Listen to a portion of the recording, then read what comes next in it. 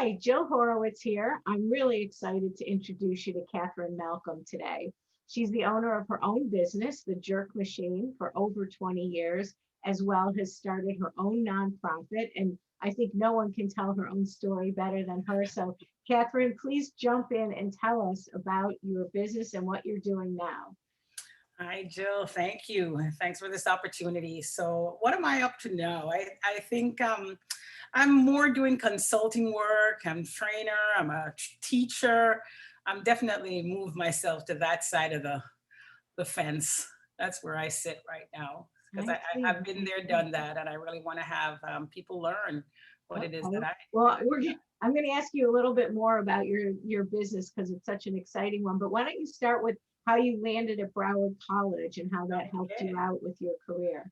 Awesome. So I moved to Florida from Canada, originally from Jamaica, moved to Canada, lived there for like 12, 13 years, moved to Florida. And when I came to Florida, I, had a little in between time in my business and I wanted to continue my education. And so I decided I'll go to Broward College. It seemed like it was the perfect fit for me because they had these evening classes. Friends of mine were going. So it was really just like having a party at school. So it was really great.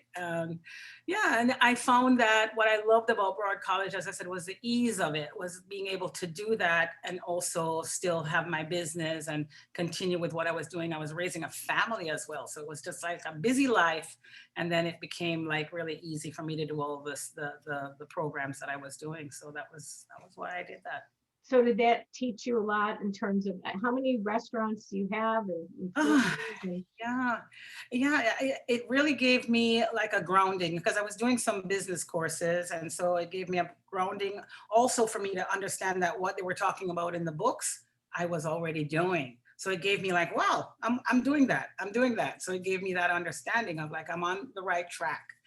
And there was one professor who I remember him very clearly, who had said, "Oh, we've got to pick a name for your business." And I told him the Jerk Machine, and he said, "Well, that will never work." I thought, okay, all right.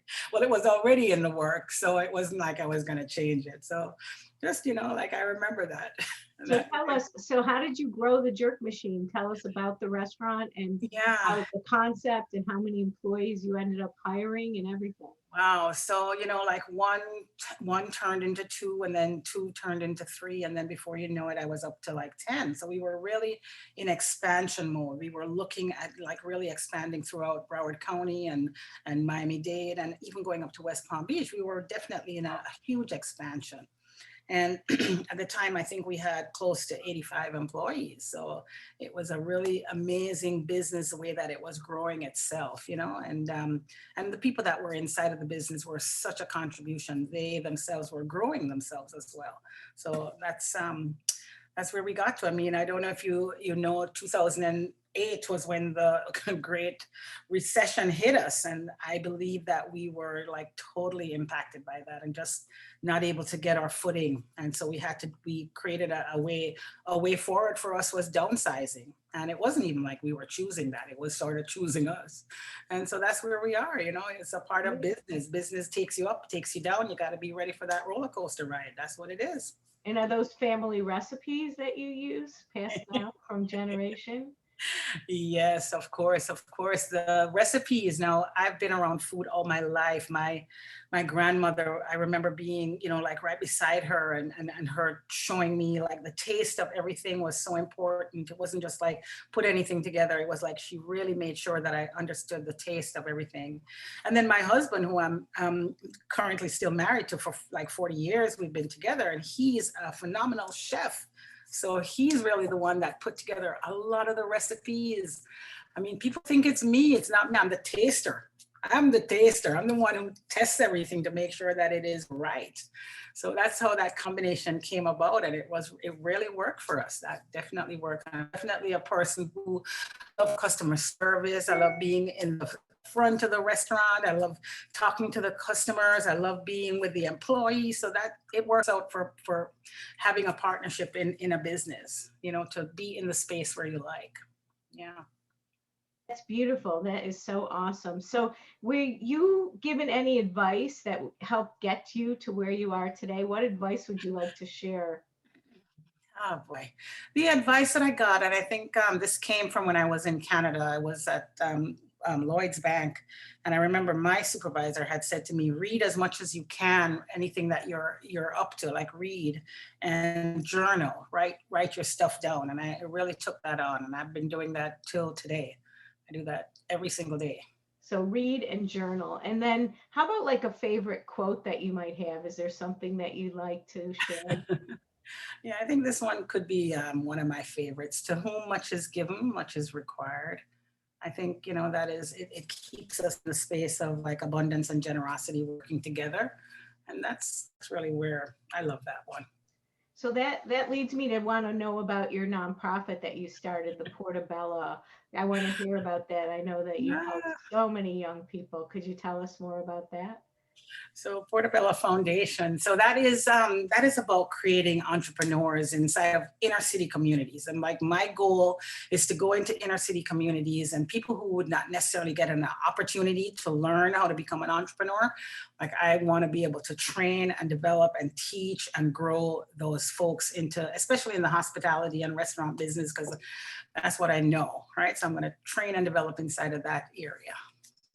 Yeah, and I've been doing Portabella for about, I would say, maybe 7 years. It's been in its development, maybe a little longer, but it's right now ready for its birth of like having many, many people come in and also looking for interns who can be part of this as well. Like so people from Broward College can come and be an intern and work with me to see how we can grow and develop other people. And in turn, they'll grow and develop themselves.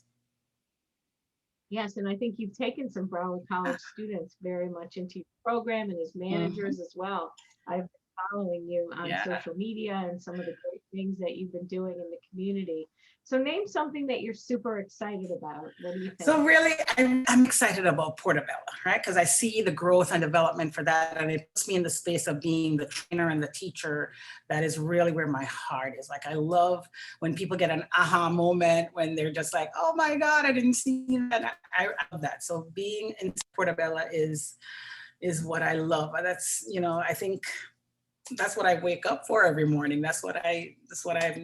I jump in bed every morning because I just have Portabella on my mind.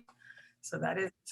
And how does one sign up for that? How does one get So involved? get in touch with me through the website, and come and like you could either be, if you're going to be part of the development of it, then we're going to have like open sessions. So you're going to be using your mind to use how can we develop and train, and so you're going to be part of a development. You're going to be part of creation. I love creation, right? And if you want to be part of the ones who are going to be in the training, then come in and say, hey, I want to be trained and developed, and then you get to be part of that. So as I said, it's all right now, a lot of it is in its creation mode, and it's the most beautiful space to be in.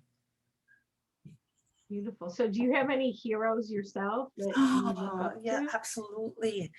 So, like definitely Mandela, Malcolm X, and oh boy. I also love Marvin Gaye because I love his music and his messages, and Bob Marley for sure. Oh boy, Yes, just a lot of especially people who representation. impact people's lives. So, Martin Luther King, Oprah. I love those people who don't just come and just be here for just taking up space. Like do something, right? So those are the people I love. Those are my heroes. Beautiful, Yeah.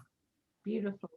Okay, great. So what do you foresee for the future? You have so much wisdom from everything you've seen in the past. What do you foresee for the future? Like really getting Portabella up and running and training and development for the young people. I also want to be, like my generosity is that I want to be able to give away my stores. I want to be able to give away the germ machines. So come to Portabella and learn how you can be one of those who will receive a germ machine. Yeah. How many are there now? We How many have gym two machines? locations up and operational. My children run and manage them. And yeah, we've been through the ringer, like through COVID-19. It took us to like places I've never seen before. And it's all okay. It's all okay. You get to Yeah. keep breathing in spite of like what's not working and then look for what could work, And so that's why I said I love the training and development because most people panic and then just disappear.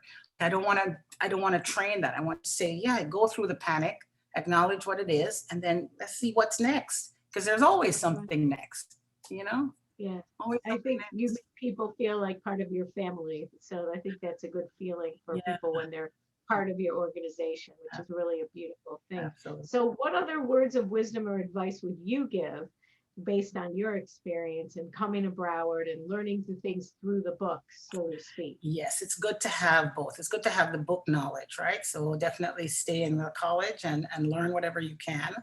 But the advice that I would give is take a jump, take a risk. You know, this is, you know, it's one life, you know, just do it. You're gonna make Yeah. mistakes. It's okay, Yeah. you know? Beautiful. No, it's true. It's great. And you've shown, after all these years of staying in business and the staying power, giving back, I think you're just a role model for so many. So I really thank you for your time. I know how busy you are running the restaurants with your family. So thank you so much for taking the time today. It's my pleasure. And thank you. Thank you so much.